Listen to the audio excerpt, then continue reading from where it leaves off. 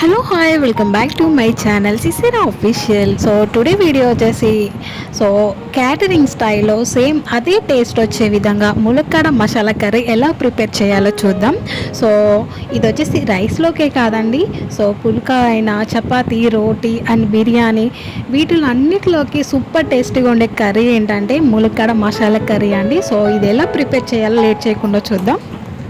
So ముందుగా first వచ్చేసి కడాయి అయితే పెట్టి స్టవ్ పైన, సో దీంట్లోకి 3-4 టేబుల్ స్పూన్ వచ్చేసి ఆయిల్ అనేది వేసుకోవాలి. సో ఆయిల్ హీట్ అయినాక దీంట్లోకి ఒక స్పూన్ వచ్చేసి జీలకర్ర, అలాగే కొద్దిగా కరివేపాకు.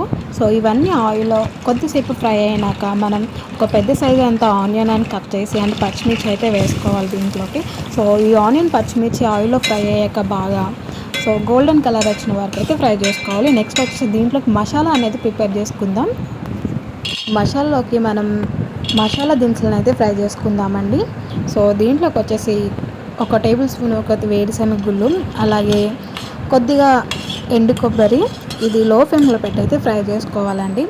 అలాగే 3-4 లవంగాలు, అలాగే ఒకటి లాలిక్కాయ చిన్నది, సో దాల్చిన చెక్క వచ్చి చిన్నది, ఇది లో ఫ్లేమ్లో పెట్టి అయితే ఫ్రై చేసుకోవాలండి. సో ఇవి లైట్గా ఫ్రై అయినాక దీంట్లోకి ఒక హాఫ్ టేబుల్ స్పూన్ వచ్చేసి గసగసాలు అనేది వేసుకోవాలి. సో ఇవైతే వచ్చేసి దినుసులు అనేవి మాడిపోకుండా అయితే చూసుకోవాలండి. ఇన్ కేస్ అవి కలర్ అనేది చేంజ్ అయిందంటే టేస్ట్ అనేది కంపల్సరీ మారిపోతుంది. సో జాగ్రత్తగా దినుసులు అనేవి గరిటతో తిప్పుతూ మెల్లగా లో ఫ్లేమ్లో పెట్టి అయితే ఫ్రై చేసుకోండి. సో ఇవన్నీ చల్లారినాక కొద్దిగా మనం ఫైన్గా అయితే బ్లెండ్ చేసుకోవాలి గ్రైండర్లో.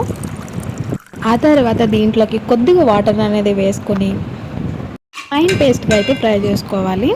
నెక్స్ట్ వచ్చేసి ఆనియన్ ఫ్రై అయినాక ఒక పెద్ద సైజు టమాటా అనేది ప్యూరీ లాగా గ్రైండ్ చేసుకుని ఆ పేస్ట్ని వచ్చేసి దీంట్లోకి అయితే వేసుకోవాలి.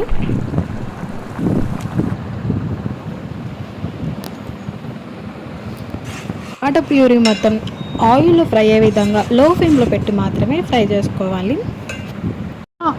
ఆయిల్ అనేది సపరేట్ అయినాక దీంట్లోకి పావు టేబుల్ స్పూన్ వచ్చేసి పసుపు, అలాగే మన టేస్ట్కి సరిపడా ఉప్పు, అలాగే మన స్పైసీకి తగ్గ కారం అనేది వేసుకోవాలి.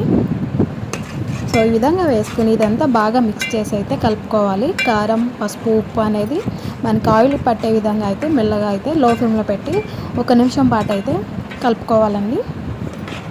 సో నెక్స్ట్ వచ్చేసి నేను ఇక్కడ 2 ములక్కాడలు అనేవి కట్ చేసి అయితే దీంట్లోకి అయితే వేసుకుంటున్నాను. ఇలా ములక్కాడ అంతా దీంట్లోకి వేసుకున్నాక ఇదంతా బాగా కలుపుకొని ఒక 5 మినిట్స్ వరకు అయితే లో ఫ్లేమ్లో పెట్టి అయితే కుక్ చేసుకోవాలి, ములక్కాడ అనేది మగ్గే వరకు.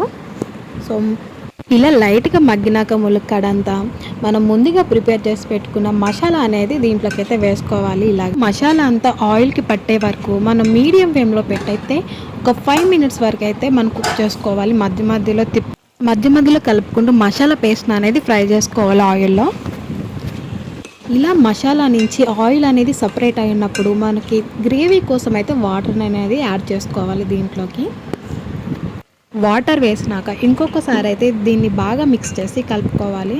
సో ఈ విధంగా మనం మంటని లో ఫ్లేమ్లో పెట్టి ఒక 5 మినిట్స్ వరకు అయితే కుక్ చేసుకోవాలి.